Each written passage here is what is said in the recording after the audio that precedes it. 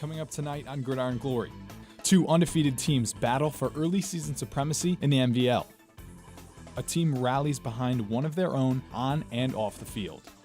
And in our game of the week, the TVC Hawking 3-team round robin kicks off in Reedsville. Don't go anywhere because Gridiron Glory starts right now.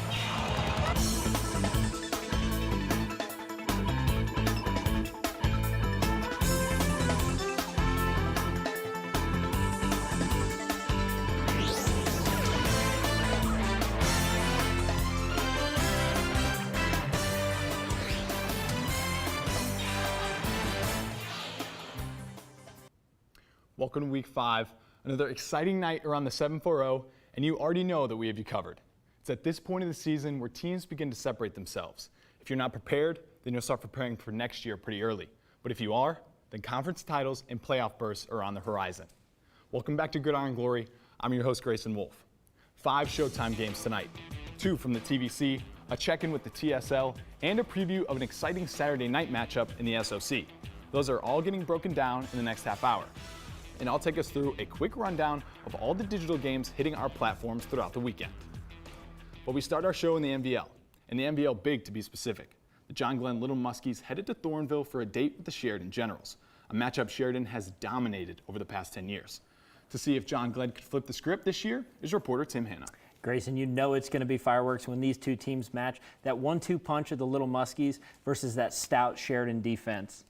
In 2021, John Glenn blew out Sheridan 49-0, but last year the Generals marched into New Concord and got their revenge, beating the Little Muskies 21-7. John Glenn would get the ball first, but they weren't able to get anything going. More on that later. First Generals drive, Caden Sheridan gets the snap, drops back, and fires a rocket into the end zone, gets Ryan Kuhn, 6 for the Generals. Another 3-and-out for the Little Muskies, and the Generals would have the ball back near midfield. Caden Sheridan's pitch gets behind Hunter Henry, and Cameron Barnhouse scoops it up. Looks like he might take it all the way back, but he actually gets chased down to the John Glenn 3-yard line. This is where the Little Muskies would stall out. A crucial face mask penalty gave John Glenn another chance on 4th and 1. Sheridan defense was stuffed the inside handoff once again. The Little Muskies would turn it over on downs. These teams would exchange a pair of punts before the Generals would get the ball back under 3 minutes in the half. Generals Winders gets some toe drag swag, and the next play later he would find Winders again. He would get all the way across the field, get a couple of nice blocks, and end up in the end zone for another touchdown. This would be the final score of the game as Sheridan would hold on to win 14-0. Wow, so the Sheridan shut out the Little Muskies. Ferocious defense on their end. What did Sheridan do on that side of the ball that made them so successful? Well, tonight, Grayson, you know, they really, it was a lot of gang tackling tonight. They kept Noah Winders inside of the pocket and formed a brick wall on that front 7. They forced John Glenn to work towards the sidelines as opposed to working vertically down the field. Yeah, the Generals' offense seemed to be pretty stagnant after that early touchdown, but it sounded like they were moving on that 2-minute drill. How were they so effective there? It starts with the man under center, Caden Sheridan, making plays with his feet. Tonight, 13 of 15 for 171 yards and 2 touchdowns. He also had 19 carries for 94 yards. A.J. Winders, we saw a couple of his highlights during that highlight call. A very effective route runner. And, you know, they used that run early in the game, relied heavily on that zone read. And then once they got into that 2-minute offense, they were really able to air it out and work down the field. Yeah, so what does this win mean for Sheridan moving forward? Well, with this win, Sheridan moves into a tie for first place in the MVL Big School Division with Philo. They still need to clean up a couple of things offensively, but right now that defense is playing like one of the best teams in the league. Yeah, it's early, but Sheridan looks to be on their way to a possible MVL title. That offense is going to have to turn some things around when they welcome in Tri-Valley in Week 9. Thanks so much, Tim. You guys picked that one right, as an astounding 66% of you picked Sheridan to only 34% picking John Glenn.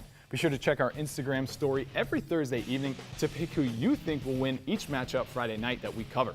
For our next game, 63% of the vote was in favor of Meigs. Can you guys go 2-0? I don't think you've done it yet this season. Let's find out.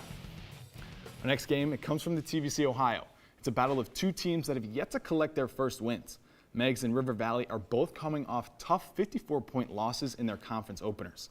But one of them had to win tonight To see who picked up their first win is TVC reporter Shane Scalfaro. Yeah, like you said, Grayson, these teams have struggled to start the season. Before tonight, River Valley averaged just under 7 points per game while allowing over 43 to the opponent. On the other side, Meigs has been shut out in 3 of their 4 games. River Valley student section is hyped, and so are these teams. And just look at that GG branding. But let's jump into the first quarter. Raiders' first drive stalls, Meigs in the red zone. Griffin Cleland moving around in the backfield, pass to Jake Martin, and look at the toe tap, 6-0 Marauders. Meigs' second drive, handoff is to Conley Burnham, and he sets the field on fire. All you can see is smoke. Let's speed up those 80 yards. He can do one better, adding another touchdown. This guy is shifty. Just look at all those broken ankles. This one goes for 40. Burnham puts them up 18-0. River Valley offensive struggles continue. Snap is mishandled, and Garrett Roberts recovers the ball for Meigs. Ensuing drive, Cleveland sends it to Dutton Vance for another TD. They'll get their extra 2, 26-0 Marauders. And hey, there's a will, there's a way. River Valley finds a rhythm, and Evan Wilbur gets them on the board. Meigs keeps it rolling though. Cleveland is going to take it in himself for the touchdown and taking a 32-6 lead into the locker room. The Marauders kept the pedal down in the second and getting their win 40-6. So Meigs snaps their losing streak, but let's dig a little deeper. What caused the turnaround tonight that they can look to build on? Honestly, it comes down to health. Marauders offensive stars in Griffin Cleland, Conley Burnham, and Dylan Howard have all missed time, adding on their leading tackler in Zach Goebel, and they haven't had time for consistency. But man, oh man, look at what happens when they're all on the field together. The explosiveness is there, and they may be able to keep up with anyone in the TVC Ohio. With this game, River Valley's point per game average goes down to 6.6. Something isn't clicking there. You know, Grayson, I'm a firm believer that when you aren't sold on your starting QB, success is hard to come by. For the Raiders, they are constantly switching between senior Mason Browning and freshman Gary Perry. I think you have to figure that out so everyone is on the same page offensively. And I know it can add an element of surprise, but that can only last so long when there's film on you. As we look ahead, tell me what's on the horizon for these two teams. For the Marauders, they have a tough task ahead with the week with Nelsonville York coming to town. And you and I both know, conference matchups, they just mean more. So that should be a good one to watch. And the Raiders, they head over to Wellston for another shot at their elusive first win. And how great would it be for them to get on the road? Always harder to win in enemy territory. Yeah, Meigs pulls away with the huge win. First of the season and first in TVC Ohio play. River Valley still searching for answers though. Thanks for your great work, Shane. Making our way back to the MVL for the second time tonight, we've got a story from the sidelines of the West Muskingum Tornadoes. To give us the story, we welcome in features reporter Dylan Westmeyer here in studio. Grayson, you're going to love this feel-good story coming out of West End. The Tornadoes are fighters on the field, but even stronger off the field.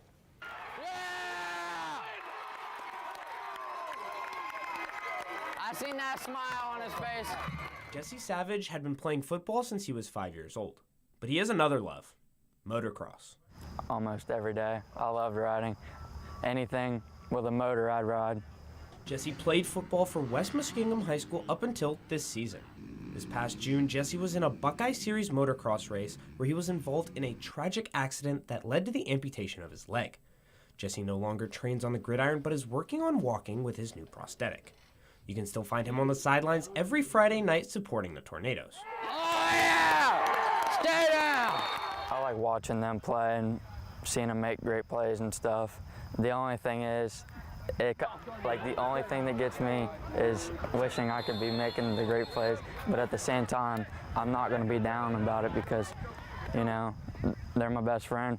They're going to make good plays. I'm going to be happy about it. Jesse's perseverance and positive attitude has sent a ripple effect throughout the West End locker room. I mean, it's great. I mean, it shows his character, and I think Jesse's really grown as a person since this has happened. And I think he's really showed us, an example of how you take things.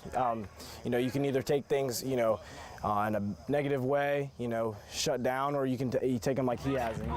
Running, something I can't do.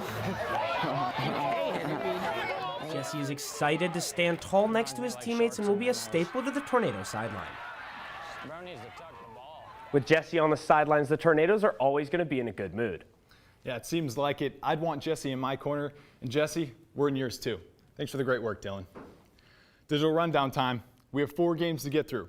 2 games from the SVC. First time we're seeing Jackson since week 3, And we see West Ham again after their Game of the Week win from last week. So let's get right into it. We start out at Jackson as they welcome in Ross from Cincinnati.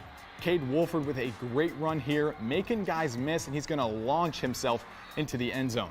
Ross here with a little fullback dive, playing the game the way it's meant to be played. But Jackson pulls away, and they're now at 4-1 as they head into FAC play. They head to Courthouse next week. Cade Wolford is going to keep being that dude. Ironman trending in the right direction at the right time. West Muskingum and Philo played a little MVL ball tonight, and Rashid Sasay had another great evening. He's going to take that run here, not even getting the ball here, but all our eyes are on him and an easy West Ham score. Sasay finished with almost 200 yards on the ground. He'd have 2 touchdowns and 33 carries. No big deal, just another day at the office. West Ham dominated this game from the start. Defense was all over the place as they hold the Electrics to just 104 yards on the night. Tornadoes are rolling. Westfall at Paint Valley, and the Bearcats keep chugging right along. Braylon Robertson with the touchdown. Bryson Dunham wide open in the back of the end zone. Paint Valley takes this one 41-20, but still have Piketon, Zane Trace, and Udioto coming up in SVC play. Their only loss came to 5-0 West Jefferson. They look like the team to beat in the conference. Our last game, Piketon welcomed in Zane Trace, and here's Blake Phillips with an interception. This guy is one of the best players in our coverage. I mean, here he is on the other side of the ball, scoring a touchdown. Brent McGuire here with the toe drag swag, as Tim Hanna would say, but it would be Zane Trace going into Red Streak territory and taking down undefeated Piketon. A great win for Zane Trace as they look to get back on track after 2 early season losses. For a breakdown of each of those games, be sure to check out all Gridiron Glory socials. Those will be out throughout the weekend, plus another Saturday game that we'll preview later in the show. For our social media post of the week, it's Waterford with the Almost Friday Instagram post. Some great pictures from school, little cheerleader outfit there. Love seeing the students have some good, clean fun on Instagram. Now Waterford, let's keep it that way. Good, clean, and fun. Nice job, guys.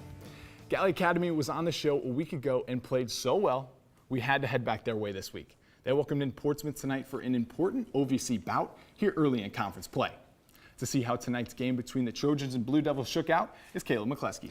That's right, Grayson. And even though both teams were eager to play tonight, one team is going to feel a bit more blue after tonight's matchup. The Portsmouth Trojans marched to Gallipolis to challenge the undefeated Gallia Academy Blue Devils in what will become an explosive offensive shootout. I hope folks at home know their local police department's number because Gallia Academy's offense was on the loose.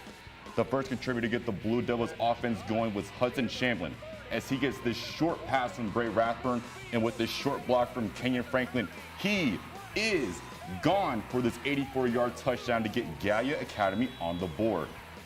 Next up on this Portsmouth drive, Caleb Stout decides to get involved and get this fumble recovery for Gallia Academy. And guess what? Hudson Shamlin is back again as he finds the open hole from the Blue Devil offensive line, and he is definitely getting in his cardio today. 16-0 Gallia Academy. But Trojan Chase Highland says, "Don't forget about me," as he stiff arms this Blue Devil defender into the ground. Way to help your running back up, coach. And this right here, folks, is what I like to call barbecue chicken, as Kenyon Franklin burns past the defender for this glorious catch, if I do say so myself, and lands in the end zone. Gallia Academy will take the 36-12 lead at the half and maintain that lead the rest of the game as the Blue Devils will win this one 50-18. Yes, we know Gallia Academy has some impact players on that team. Who are some of the leaders for the Blue Devils tonight that they can lean on the rest of OVC play? Yeah, the standouts were Kenyon Franklin, Hudson Shamlin, and Bray Rathburn. The Blue Devil offense was controlled by these 3 stellar upperclassmen. When Gallia needed a big play to happen, head coach Cole Carter would call a play for one of them, and that's when the magic happens. That could be a score, a first down, or even a huge yardage play.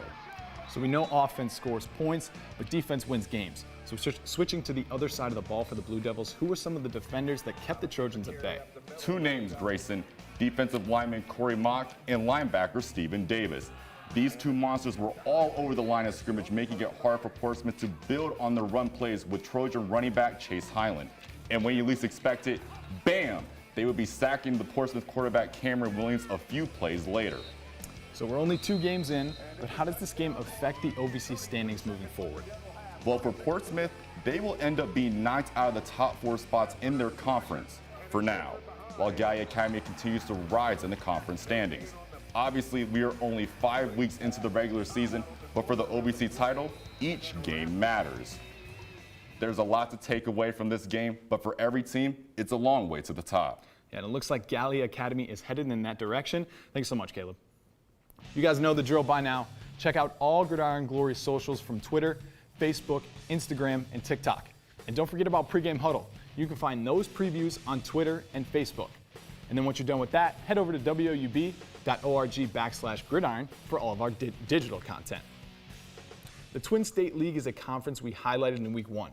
Fort Fry won the inaugural game in Marietta and hasn't lost since. Tonight, they hosted their first TSL game as they welcomed in the Warren Warriors. Donovan Varney was out in Beverly tonight to give us a full breakdown. Grayson, these cadets are no stranger to the win column, starting off 4-0 for the 3rd season in a row. After a 1-3 start to the year, the Warriors arrived at Cadet Stadium looking to steal a big conference win and maybe swing some momentum back their way. The Cadets welcomed the Warriors into a jam-packed house on their homecoming night. Warren looking for redemption after a brutal 61-28 loss to Fort Fry last season. The Cadets offense opened up the game with this 8-yard run from quarterback Sebastian Huck. After grabbing the first down, Fort Fry's offense wouldn't go much further because this Warren defense came to play after this hit. Next drive, Warren put together a collection of solid gains at the hands of quarterback Jacob Seeley. Here he is busting some moves for the first down. Just as their offense got going, Seeley's pass is stolen from mid-air by Sebastian Huck. An array of penalties and this monster sack by Warriors' Owen Thompson forces a Fort Fry turnover and downs after the pick. Warriors still scoreless in the second quarter, and the Warrior offense gets the ball all the way down to the goal line on this drive. On 4th down, the Warrior offense gives the ball to Pepper on the sweep, and he is stopped by a swarm of cadets. We've got a 0-0 game entering the half. The Warriors were the first team to find the end zone at the opening of the 3rd quarter with the touchdown pass to Pepper. Fort Fry would go on to score 16 unanswered points in the second half, winning 16-7. Yes, you mentioned earlier this week we'd see a pass-heavy offense against a run-heavy offense. But Warren was much more run-heavy than we thought, seeing that highlight call. That's right, Grayson. Both these teams were relying on the good old-fashioned ground and pound in this one. Warren quarterback Jacob Seeley handled the bulk of the carries for the Warriors, rushing 21 times for 125 yards. Landon Fairbanks contributed, cutting a couple loose as well, but neither team could get the pass game going. That seemed to work out for the Cadets, though, as this was their philosophy all along. Warren just had to adjust, and they just couldn't get their groove on offense. So we all know the name, Clayton Miller. How'd things pan out for the Cadet star player tonight? Miller was quiet in the first half, picking up his first reception with just 2 minutes left in the second quarter. The Cadets were giving the running back Brendan Riddle the majority of the carries on this one, Grayson. But in the second half, Miller was their spark plug, taking just 5 handoffs for 104 yards and a touchdown for the Cadets. So looking forward, what's going to be next for these two teams? After coming back tonight, Fort Fry remains undefeated at 5-0 in the season. They will host the Lindsley Cadets next week, who came over to Beverly and handed Fort Fry their only regular season loss last season. As Warren, for their struggles continue, they did show some glimmers of hope for the remainder of the season and had some impressive plays on both sides of the ball. They'll head back to Vincent to face Point Pleasant next week. Yeah, so Fort Fry with the win to stay undefeated, but it didn't come without some hiccups. Something to keep an eye on as they continue their year with stiffer competition. Thanks so much, Donovan. Next is an SOC matchup between two of the premier teams in the conference. And as if there wasn't enough buildup for this game, we're going to have to wait one more sleep for what should be one of the best games of the weekend. For more on that, SOC savant Aiden Crowley joins us in studio. Ooh, I like that one, Grayson. We might have to keep that one around. But in prep for this segment, I was going back through last year's contest, which was a 49-42 win for the Senators, and I forgot how fun this game was. Just highlights on highlights, and we expect more of the same tomorrow. Obviously, all 22 people on the field are important every week, but in a contest that is expected to be this tight, it's your stars that set you over the edge. With these two squads, we have no shortage of firepower with Jeffrey Bishop and Jace Hurd. Let's start with Bishop on P West. The senior wide receiver is a problem for opposing defenses, and it's his ability to take the top off the defense and win the contested catch that causes headaches for coaches. And how about week 10 in a game we all remember? We're going to check out the concentration here. Are you kidding me? Hold up. We're going to have to watch that one more time. We're going to slow it down a little bit. He's looking like Garrett Wilson on Monday Night Football. Stop it. And we're just getting silly now. Once again, he's behind the defense. This time, he only needs one hand. This This kid is unreal. But to not get outdone, is the one-man wrecking crew that is Jace Hurd for those Tigers. Hurd is a big play waiting to happen. With a unique combination of power and speed, he's not one to see in the open field. And here, he shows off that motor because you can forget about chasing him down as he slides into the end zone. But what does this do for the Tigers? Well, it opens up the play action. It sucks up the safeties, and quarterback Mason Keller can bomb them over the top for 6. I truly think this is a game that will come down to who can stop the other star. When I spoke with Portsmouth West head coach Todd Gillian, he said another key was to be disciplined on defense. Looking at their game last year, Waverly threw a bunch of different looks at the Senators, causing a lot of confusion. If P. West can button up those mistakes, they should be the favorite tomorrow. Whew. I mean, Grayson, is it Saturday yet? I'm sprinting home right now. The quicker I get to sleep, the quicker this game is going to get here. Thanks for the breakdown, Aiden. We were out in the heart of SEO tonight, TVC country. They came different tonight with the school spirit. We talked with both student sections, we had some funny conversations, and we even had our first acceptance speech. Here's our Week 5 Fans of the Week. All right, so we're here in the Waterford student section. We got the shirtless cats. What went into the decision tonight to go with the shirtless? You know, we just got to let the cats out of the cage, you know what I'm saying, you know. Are you guys Eastern's biggest fans? Yes! Yes! Are you guys gonna play for Eastern when you guys get older? Yes! Tomorrow's our big big day. My big game, and we're gonna try our best. My team. Let's go, Eagles! So no designated section for you guys in the stands. No. You guys are out here standing. Yeah, I take that as disrespect, honestly. You take it as disrespect? Honestly, it's just more fuel to the fire for us. Right. I like it. I think it adds an extra edge to your guys' student section. It's like that Colorado State coach talking crap about Dion, you know? I mean, it's just more fuel for us to just go out and win this game. Are you comparing yourself to Deion Sanders? Not quite, no. Who do you guys play tomorrow? Eastern Eagles. You guys play each other? No.